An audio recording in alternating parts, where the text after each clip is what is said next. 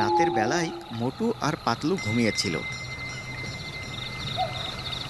রাত গভীর হতে হঠাৎ পাতলুর ঘুম ভেঙে যায়। তখন সে ঘুম থেকে উঠে বলে, না, আমার তো অনেক খিদা লেগেছে। বাড়িতে এমন কিছু নেই যেটা খেয়ে আমি আমার খিদা মিটাবো। যাই বাইরে দেখি কোনো দোকান খোলা আছে নাকি, বাইরে থেকে কিছু খেয়ে আসি।